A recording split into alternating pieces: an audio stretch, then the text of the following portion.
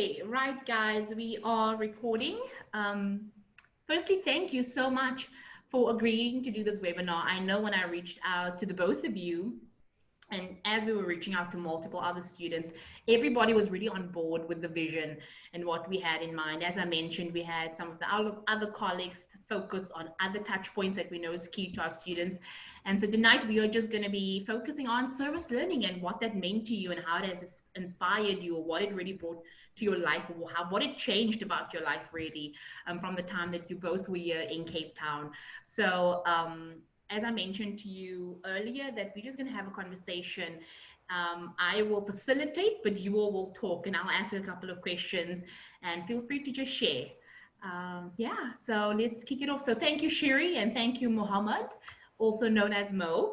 I would like the two of you to introduce yourselves, and then we can take it from there. I would like you all to introduce what you are doing right now, and maybe just tell us like which program you were on. It's gonna go first. I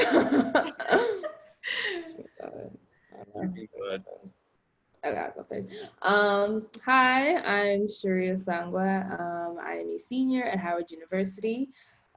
Because everything's virtual, I'm currently in Libreville, Gabon, in Central Africa right now. So it's an interesting shift. But right now I'm applying to law school and trying to finish out my senior year. I participated in the fall 2019 IES Cape Town program and was in South Africa in general for like 7 months in 2019. So fantastic. Wow, so you are virtually somewhere else right now. Yes, I'm not at home. I'm originally from the city, Missouri, and I'm Cameroonian. So I'm like a little, fly on the wall. Yeah, I love that. And you, Mo? Me. So my name is Mohammed Hamoud. I'm currently a year one dental student at Lake Erie College of Osteopathic Medicine down in Florida, but I'm currently at home in Michigan. I participated in the IES Abroad in Cape Town in summer of 2019, and it was the summer health studies. Fantastic. So very different programs, but similarly you all were out in the community and were out doing something. And so I know once we go into the questions, you all will get to understand the massive differences, but also probably similarities that the both of you were facing, whether it was in different years or whether it wasn't just the different programs and also the different communities. So when you all decided to study abroad, right, when you were applying that, Mom, I'm going to go to South Africa, I'm going to go to Africa, were you always planning that you were going to do community-based service learning or community volunteering? Was that part of the decision for Cape Town?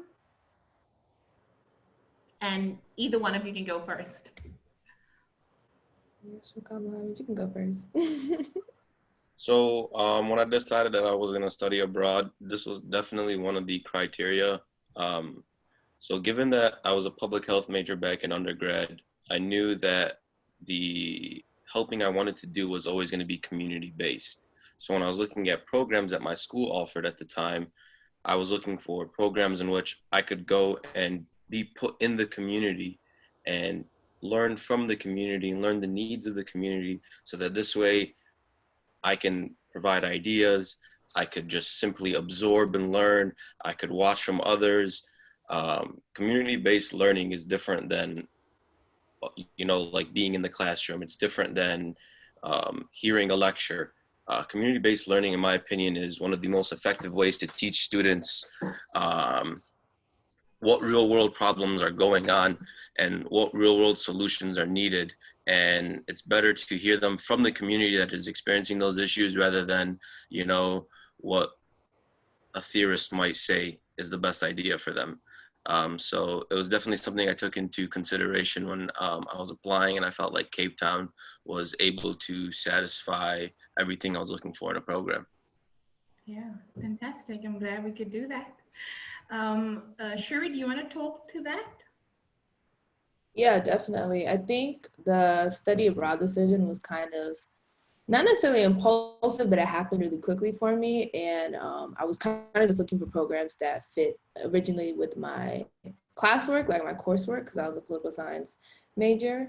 But I knew that regardless of like where I was going, that I was going to serve in the way that I've always served. So like I'm really passionate about creative arts education and stuff. So I never really looked for like the community-based learning opportunities when I was applying to IES in Cape Town. But I just knew that like if I'm gonna be there, I'm gonna do what it is that I always do, and I'm going to like immerse myself in the community, and I'm going to do that regardless if it's a part of, because I didn't even know there was any type of criteria or requirement minimum. Like I had no idea about stuff like that. I just knew I was always going to do it. So yes and no.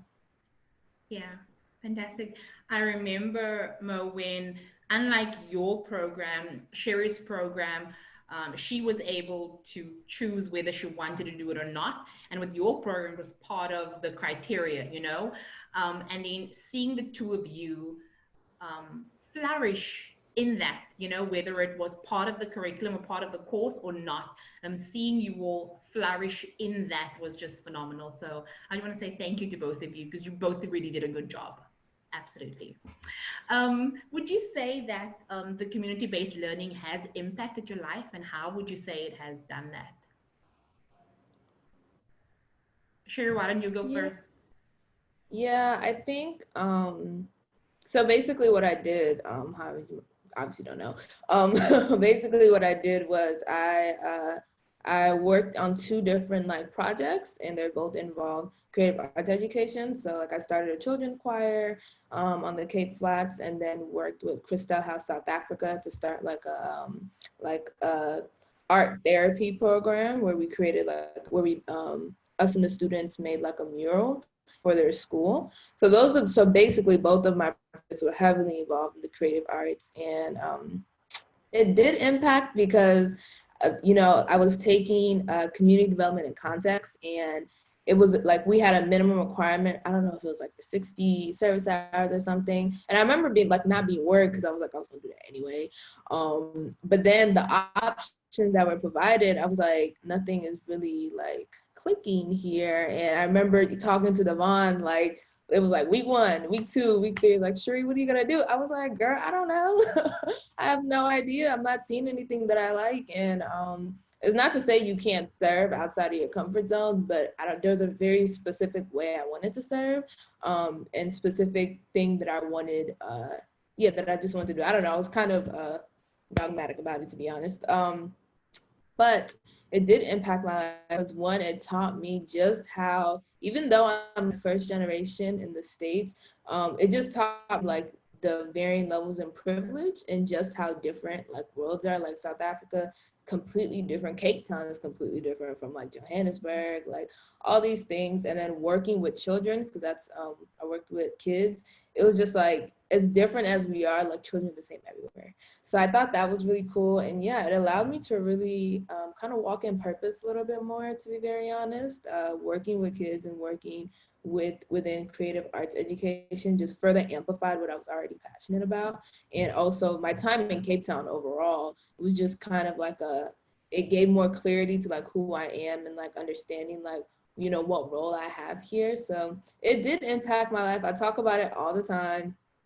Well, kind of like when it's brought up I talk about it, but yeah, it left a great impact and just showed me the other ways that I can serve. Like I never thought I would create like a choir, like organize choir and stuff. So long answer, but I hope that was clear. No. That's great. Like I said, this is not formal. There's no stick time on anything. We just wanted to hear from you all, and I think um, being able to listen to you. I mean, I was part of that process.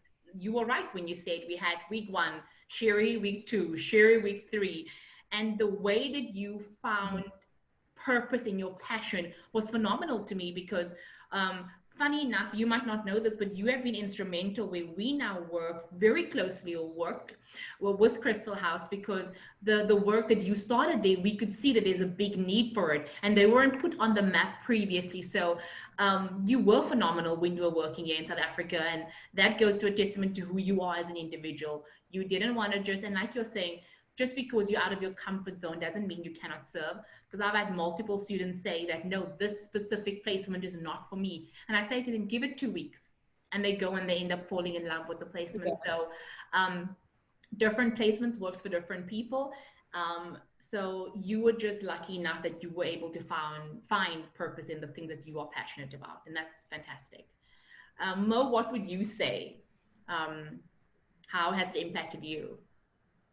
I think you just said it best earlier, purpose and your passion. I was always passionate about public health, and I happen to be passionate about dentistry as well.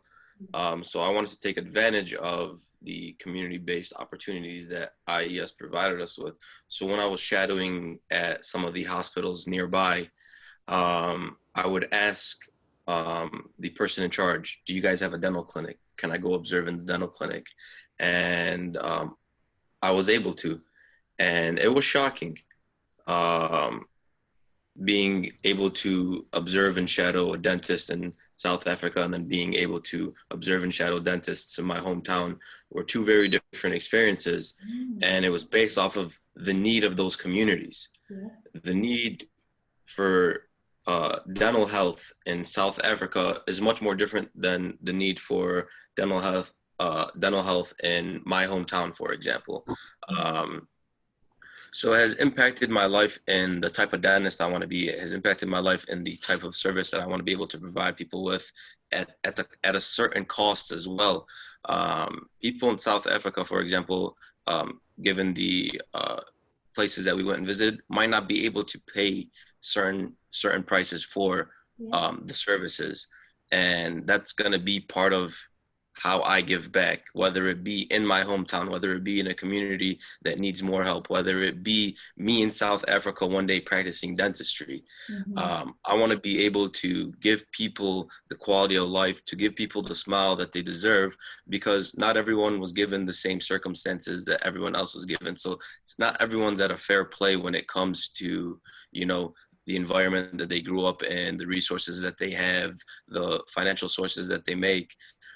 Community-based learning really showed me that there's a need for a lot of things, and one of those things is dental.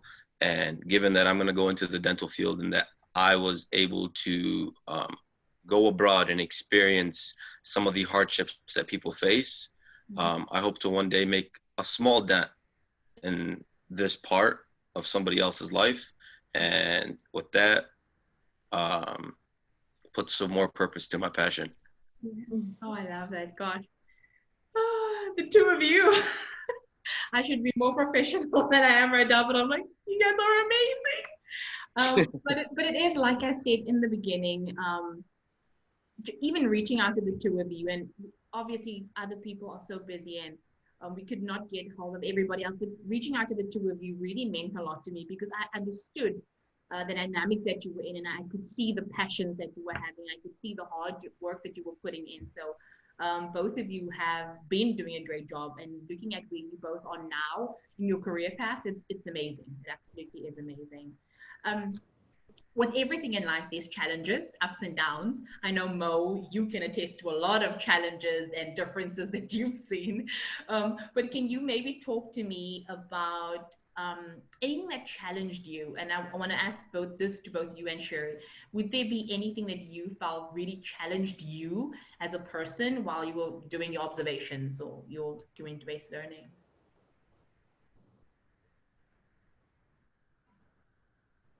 Sherry or Mo? I think for me, like it was a lot of challenges, but I think the biggest challenge for me was like internally having to like lead something that to some extent I'm really unfamiliar with regarding like environment and circumstances. Cause like working on the Cape Flats was like I've worked with children and like music and stuff before, but I think just trying to like understand like their perspectives and then also trying to position myself like away from, you know, because like I'm American, like all these, like I'm a student, I'm educated. So like there's so much privilege wrapped up in that within the Cape Flats that I didn't realize like outside of like in the States. I'm like, oh, I'm like a Black woman, like there's all these things that are against me, but then it's like you realize how there's privilege in everything that you do. Like there's another level of privilege that you have. So yeah, that was one of the biggest challenges, kind of like having a lot of humility and kind of like trying to position myself in the role of a servant, like to whether it be literally to the kids, like 2 to 5 year old, like what do you need, or even to like the leaders of the organization I was working with, and also navigating like South Africa is so interesting in the way things are talked about, and like being like American, like even though it's like really messed up over here, like I don't know, some things just are like a lot more blatant, and I felt like it was hard for me to know like when to speak or like what to say, or like how do I really navigate this space. But yeah, that was really one of the biggest challenges. And then like getting places, like getting to places and stuff. um there's one more thing that I'm trying. Yeah, it really was leading it, because like you said, no one in the IES staff was familiar with what I was doing. So like everything from fundraising, like I fundraised like like I don't think y'all ever seen fundraising before. Like everything from fundraising to like really trying to talk to people to get them to believe in what I'm doing. Like that was just such a challenge, because it was so outside of myself. Like it was like everything was new. Like every single thing was new. So Yeah. it was good though. Taught me a lot, especially about being a leader. Because like you know how you think like of course I'm a leader, but it's like you have to lead. Like I actually have to know what I'm doing because y'all are watching me. Yeah. And I felt like in my time in South Africa in Cape Town, that's when that I was really stretched like in that way. Yeah. Wow. Would you, before you answer, Mo, would you say, Sherry, that there was anything that surprised you though? Yes, things were challenging, but was there anything that really like surprised you that you really did not expect? And it could be good or bad. I think it was I think it was actually being able to explore like social development through art. I think I was able to be connected with Spiel, which is an organization that work on art therapy, and just like something like that exists, like being a resource for me was so cool, and being able to because in my head I'm like, of course creative arts education is good for kids, like it helps them know how to express their emotions, like Yeah. all of these things that I know from my own personal experience. But kind of being able to get in like the technical expertise aspect of it was really surprising, and again gave more fuel to the passion, because it's like, oh my gosh, like this is real, like I can do this, like this is something that needs to be done. So definitely that was surprising, and one of the greatest benefits that came from that, because it's like it's possible, it's not just in my head. Wow, fantastic. Mo, would you tell me any challenges that you felt you were faced with? And then also follow up from that, anything that really surprised you? So as for some challenges that I faced while volunteering was more so hearing about the lifestyles that people were living, maybe forced to live or resorted to be given the circumstances that they're in. And I think Shiri was like hit it on the nail about like our privileges. Um, you know, uh, I have many privileges, and I try to put those aside when I'm traveling, when I'm going about, because it allows me to absorb the most information, to be the most unbiased, to put what I'm thankful for aside, and just really try to understand other people's life and their lifestyles. So challenges, came when I was like in the hospital, like even like pulling up to the hospital. I knew that there was challenges that this hospital had already faced before I even walked in through the doors, whether it be like no heat in the hospital because the hospital just couldn't afford it. Like this was something that was very new to me. It was very shocking, and it was something that I also needed to do on my own time, where like I would go after and I would just like reflect. How did the day go? Like, what did I learn? What was new to me? What was hard to hear? Because those were some challenges for me. There was one time where I was like in a room with me and the doctor, and a mother and daughter came in, and the daughter had HIV and tuberculosis. And when the doctor stepped out for 1 second, it was just us two. And then they began asking me questions because they thought I was a doctor. And it was very challenging because I was like, I don't know what to say right now. Like I was very nervous. And I just essentially just kind of pushed it back away and just said like, let's wait for the doctor to come back in because I'm not really a doctor. Good response. That's in Yeah. orientation 101. Yep. So those kind of things are very challenging for someone to hear. They're very challenging given that, I'm a future healthcare provider, and I hear some of the lifestyles that people have to resort to, not necessarily want, but have to resort to, and it's tough to hear. Um, and once again, it puts more purpose to your passion and makes you want to do better work. It makes you want to do more work. It makes you want to go into these communities and help out as much as you can. Whether it be one person or an entire community, it would be a success there. Something that surprised me the most while volunteering was a doctor at one of the hospitals that I was visiting. Um, Given the circumstances, given the resources that they had, although everything was not state of the art and the best technology that you can have, this doctor used to come into every single room. He would be singing, he would be laughing, he would know some of these patients by first name basis. And I just sit there in awe the first time because I was like, who's this man? Like, who is this man that comes to work, who comes to this hospital, the ER department, and just has so much enthusiasm, so much fire in him that allows him to just negate everything around him and focus on the patient. And whether the patient was brutally ill, whether the patient was in pain, every single patient that he worked with smiled in one way or another. And I was just like, this man's work is affecting these people's lives more than they think and more than he probably thinks. And it was a beautiful thing for me to watch. And once again, it allowed me to reflect on why I want to be a dentist and the type of work I want to do. And it would be something along the lines of that doctor. Wow. Great. I hope to down his I name. have something to add. Yeah, go ahead, Carrie. I have something. Can you hear me? Okay. I was gonna say I have something to add to what you said. Like, one time I was working with my kids and we had a activity where it's like you draw like your community, like basically like draw where you're from and stuff. And I mean, I had 12 kids, like 10 out of the 12, like in all of their pictures were like guns and like drug dealers and like all of these things. And that was like this is so sad. This is the y'all are literally 10. Like this should not be what you see. And like asking them like, what would you like to see in your community? They're like, oh, I would like to see trees and stuff. And it's like like it really sucks that this is your reality. But I also think on the flip side of that, like I was doing music and dance and painting and stuff, and there was so much joy in those kids. It was just like there's no like you just don't know. Like kids are the things that we're able to provide, like people are able to have these two realities. And it was just so cool to me because this is like amidst all of this stuff that's happening literally in your backyard, you have the biggest smile on your face here. Like you are so joyful. Like you're making me joyful. It's contagious. So just wanted to add to what you're saying. Like you can't always, we have like a Western perspective. It's like, oh, this sucks. Like there's no way you can be happy like this. And it's just like, no, it may not be ideal according to our standards, but people are still out here smiling. People are still out here listening to music, dancing, having fun, having a drink.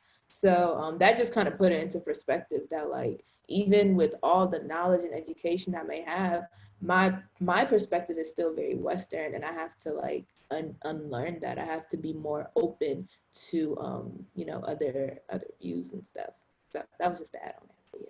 No, thank you. Thank you for adding that. I think you make incredible, valid points, both of you, because the reality is that a lot of the times when we are volunteering in the spaces that we volunteer, and it's not for every situation or every case, but the environments are not favorable according to societal norms, according to the Western standard of doing things. But there are some people that find the joy in that find the reason to smile. And if you are able to engage with those people, you see that life isn't, as bad as life can get, it's not that bad, because we are still grateful for whatever it is that we have. And so I'm even looking at through this time, taking in whatever little bit of blessings you have, or whatever little bit of hope that you have, or whatever, anything that still makes you feel good, look at that and look at that perspective of it. And I think what both of you describe in your different spaces is what people are doing, and I think still doing, or at least trying to do every single day. So that's really phenomenal that you were able to experience that. I love that. We are ending or getting to a close, really. Would you recommend service learning to any other students or future students, and maybe why? I can go ahead. So one thing I always recommend is studying abroad. I have a lot of friends who are still in undergrad, and I tell them take advantage of the opportunities that the school offers you, and take advantage of the resources, the scholarships, the money. Do what you need to do to study abroad. Plan your schedule so that you're on top of your major and you graduate on time. It doesn't have to delay anything, but study abroad. By all means necessary, study abroad, because there's some things, and I've said it before, that you're going to learn traveling, that you're going to learn immersing yourself into new culture, into new communities, that you will not ever be able to learn sitting in a classroom at the University of Michigan. It was there's things that I learned I might not have realized I learned them maybe until 15, 20 years down the line from now. I'm like, oh my God, this is because of my time in Cape Town, for example. And I was privileged enough to study abroad 3 times during my undergrad. And every single time I felt like I took the most advantage of it. And some of the other programs did have service learning, but not to the extent that IES was. And that was one of the main purposes I participated in this program. And that's something I would give to someone who wants an experience like that. Now, there's some people who are a little bit more closed off, or whatever the reason is, they might not like a program like this. They might not, maybe they're not healthcare focused like how I was or am. So I would offer service learning to students who I feel like would thrive and, allow them to reflect on why they want to be who they want to be. And I feel like service learning is very good for opening your eyes to that, especially in the healthcare field. That's probably what I would tell them. I would definitely recommend it though. Awesome. Awesome. Yeah. And you, Sherry? I think, well, I always recommend to do community-based learning, to do service learning, because it really just boils down, at least for me, and like the way the like ideologies and philosophies that I base my life on, like everything is bigger than us. Like we don't exist in like a vacuum. Like every little thing that we do is impacting the next person. We may not see that next person for like 20 years, but it's leaving an impact. And I think service learning really allows you to kind of deep that perspective that like, wow, the world is bigger than me. Like my purpose here is its value is beyond me, because I can't, like, even when you think about literally just money, like people who are very wealthy, it's like, I can't spend $3 billion on me every single day. Like, it's like, it has to be more, because that's where you're really going to get fulfillment. And I think, again, I don't think I know. I know that what matters are people. Like people are what matters. Like things don't matter, and making impact on people's lives is really the only, it's the only type of fulfillment that you're ever going to get. And the best way to do that, the best way to start that is to be in the community, literally immerse yourself. Like go to one thing. When I was in Cape Town, like, there's Cape Town is really touristy, so there's like all this stuff you can do. But like I was getting my hair done in like Marbury by wherever we were staying, whatever it was called, by Rosebank, like going and like walking in the markets and literally just being a part of the community, because you're not. And my big thing is like this is not, everyone here is not a tourist. Like these are people's lives, these are people's homes, this is someone's everyday, and you need to respect that, and you need to acknowledge that, and really appreciate it, because you don't have to be here. Like like this is someone's home. Like someone is letting you into their environment, letting into your space, making accommodations for you, because especially as Americans, like the lifestyle is so different in a lot of ways, that like to be in Cape Town and to be comfortable really is like a privilege, and it garners a huge thank you to people who are from Cape Town, who are like Cape Townians, South Africans, like all the people who are there, because you don't have to let us in here. Like you don't have to, there is no obligation by you to let us start space. So I think service learning really allows you to kind of acknowledge that, and to see that you are really a guest here. And not to say being a guest is bad, but you need to respect the people who are from here. You need to respect what they provide, because that's what allows you to be here. So, and yeah, study abroad, I'm definitely on that. Like, please leave America. Like, please travel. Like, if it's literally just to like Jamaica or Cuba, like leave, because they're you don't realize it because America is so, you know, it can be so fragmented and there can be so many different perspectives, but there really is a mentality that is American, and you won't notice that until you get to somewhere else. I remember when I first moved to Cameroon, I was like, why are people so close to me? Like, I didn't realize that in my head, it's an American bubble that we understand. Like, oh, you can't be, you're so close to me, but you know, you're walking in the market and people are like holding your hand, and that's just so uncommon. So that's just an example. Yeah. But I think it's really is important to study abroad, and luckily programs like IES and like all these other programs have formulated themselves to make it possible for a lot of students to study abroad. So there's like endless scholarships, grants, and also just making curriculums more flexible, because that was the thing I liked about UCT. My curriculum was able to transfer over well. Yeah. And yeah, you meet new people. Like, the world is so big. Like, do not to say your hometown's not great, because, you know, I'm sure it is, but somebody else's hometown is really great too, and you should try it out. So yes, absolutely. Yeah, thank you both. Thank you. That's really fantastic feedback. As we are drawing now to a final end, would you say that you have any tips for future students wanting to do community-based learning while on their study abroad? Any tips and tricks for students? Oh, you said tips and tricks? Yeah. Do you have any tips for students wanting to do community-based learning?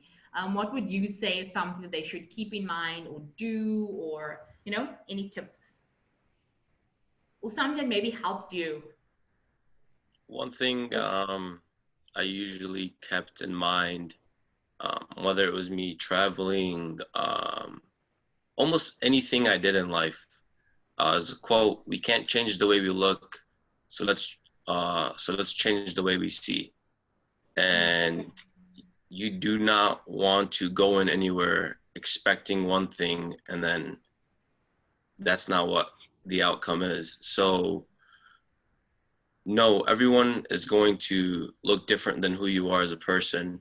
But that doesn't mean that someone is less than you. That doesn't mean someone is better than you. That doesn't mean that you can achieve or attain anything that you set your mind to. So that's going to be my one tip / life motto. Keep that with you. Hopefully it'll take you places.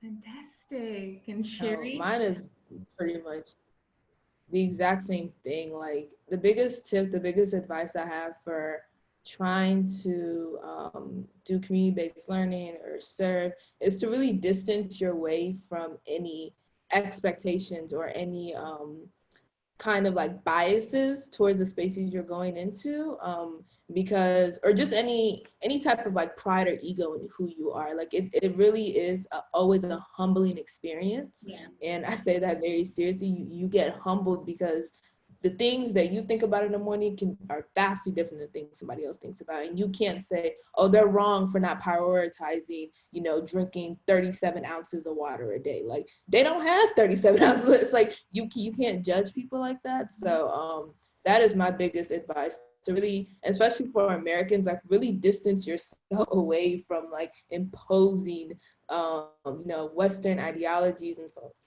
I can't say that word, but just like imposing Western ideals on other people, especially like on the continent of Africa, where, you know, colonialism, neocolonial imperialism still literally runs rampant. So it's just like, you really have to, if you want to serve and actually be of service, you need to be with the people on the ground, and you need to fix your mind on what they are seeing, not what you think should, because you're not here to save anyone, you're here to serve. And the biggest misconception for me is like, people think like, oh, when you serve, you're like leaving, like it, oh, you almost get prideful about it, like, oh, I'm serving and I'm like doing this great thing for you, and it's just like, it's not no, it's not about you. It's not about you. And it's funny because the more you serve, like out of humility and out of love, the greater impact it actually has on you. So it's like people have it flipped, because that sometimes I feel like all the service I did in South Africa left me more impacted than like maybe what I did. Like I'm like, I don't know if you guys even remember me, 10 years after, but I know I will never forget you. And that's why everyone should serve. It's not always just like, oh, some foreigner comes to South Africa and like does these things. Like I would tell my students, like, serve your classmates, serve the people in your home, because it's not about position. It's about doing something for somebody else, even if they can do it for themselves. Yeah. So kind of long, but my point is distance yourself away from any privilege or just trying to judge other people, because you really don't know. Everyone is going through something, and we're in this global pandemic. Everyone is going through something. Like you're not isolated in your problem, so you need to show empathy and grace consistently. Yeah, absolutely. Wow, this has been incredible. I'm listening to the two of you and I'm like, I could do this every day. Wow. Oh, gosh, guys, I really, really want to say thank you so, so much. Thank you for your words of wisdom, the little nuggets you've shared with us, and for really engaging and immersing yourself in the experience. I was speaking to a group of people about a week ago, and they asked me a very, very simple question, very easy question. And they asked me, would you say you enjoyed your life the most when you were at school, or would you say that you enjoyed your life the most in your career? And I was able to say hands down my career, because of the engagements that I've had with students, the way that I've been able to engage with you all and see the engagement that you all had from the first time you get off the plane to when you go back there, and the way a lot of you immerse yourself in the history and the culture of everything that is South Africa and Cape Town, and begin to understand and begin to change and begin to grow. And that for me has been the best part of my job. So listening to the two of you today really reminds me how much I love my job, because of the way it's impacted you and the way I know that you all will then impact generations to come. So from my side, from the team here in Cape Town, from IES Abroad, I want to thank you all. Thank you for choosing Cape Town. Thank you for choosing IES Abroad. I do appreciate you. I love you both. Sherry, you will keep in contact. Mo already does. So yeah, guys, thank you both so, so much. I will definitely be in touch with you once we all filter all of these through. So yeah, thank you guys so much. Any questions before we go? I mean, I have a more specific question. I just want to know more information on what Crystal House South Africa is doing with IES. Yeah. Well, I mean, COVID happened, but we've started working with them where we send students to them on a weekly basis. And so I would go, I met with all of them there, and we were like, okay, we will help, we will contribute where we can. And then COVID happened. So we had a couple of students there, and we were solidifying our relationship with them a little bit more. And then, yeah. And then things happen, but they are definitely on our books to go back, because the work that they do there is incredible. And so we are able to send. Yeah, it is. So, it is. Yeah, no, I've really enjoyed working with them. So we will continue to do so once everything turns to somewhat of a normal, familiar. I want to call it the familiar. I don't want to call it normal. I want to call it familiar. Yeah, but thank you both so much. Thank you. I think Mohammed had a question. Yeah, I was just going to ask how the situation is right now, given everything in Cape Town. Yeah. Do you mean with COVID or IES? In regards to COVID. Yeah. I just want to be updated. Yeah, of course. Do you mind if I just end the recording and then we can chat? Is that okay? Yeah, definitely. Okay. Bye.